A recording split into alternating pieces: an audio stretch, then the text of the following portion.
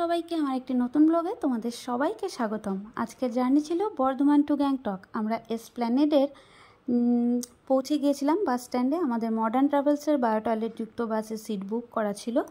তো অপেক্ষার অবসান ঘটিয়ে সেই বাস এলো এবং আমরা চাপলাম। এই যে সেই বাস, একদিকে আমি আছি, অপর দিকে আমার ছেলে আছে। ওখানে দুটো সিট ছিল, সেখানে আমার ছেলে আর ওর বাবা ছিল, আমি এসে গেছিলাম। এই যে পুরো বাসের লুকটা তোমাদেরকে দেখিয়ে দিলাম।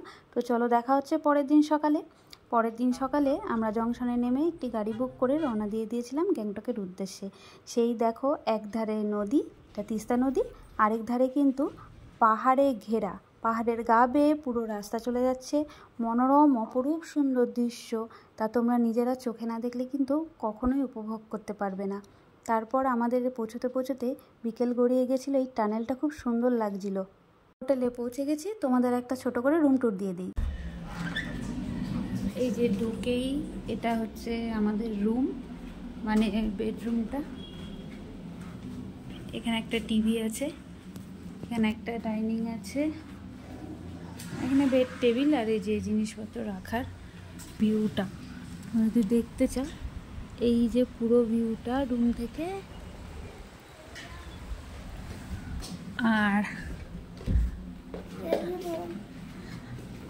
আর একটু ভালো করে যদি দেখতে হয় তাহলে এটা একটা ব্যালকনি, এখান থেকে এই যে পুরো ভিউটা, অ্যান্ড দ্য ভিউ অসাধারণ, খুব সুন্দর। হোটেলের ছবিটা নিতে পারিনি, হোটেলের ছবিটা নিতে। এখনকার মতো বাই বাই, রেস্ট নিয়ে দেখা হচ্ছে বিকেলবেলা। একটু রেস্ট নিয়ে উঠে রেডি হয়ে গিয়েছিলাম সবাই এমজি মার্গ যাওয়ার জন্য। তো এখানে দেখো, আমি কিন্তু রেডি হয়ে গিয়েছি, সাথে আমার ছেলেও রেডি হয়ে গিয়েছে। আমরা সবাই এখন একটু চলে যাব এমজি মার্গে। আমাদেরকে একটু নাইট ভিউটা দেখিয়ে দিই, ঠিক আছে? নিচে নেমে এসেছে। হ্যালো বন্ধুরা, আমরা কিন্তু এখন লালবাজারে চলে এসেছি কিছু শপিং করব জন্য। তো চলো দেখে নেওয়া যাক পুরো লালবাজারটা।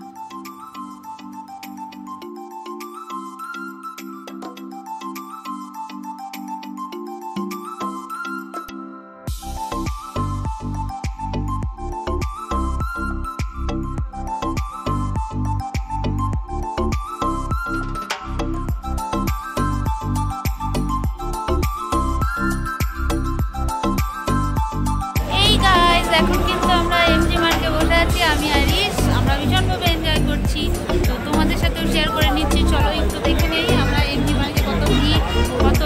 হেই গাইস, তো আমরা এখন এমজি মার্গে আছি, সবাই মিলে শপিং টপিং করেছি। শপিং টপিং করে কিন্তু এখন আমরা হোটেলে যাচ্ছি। এখানে দেখো লেখা আছে আই লাভ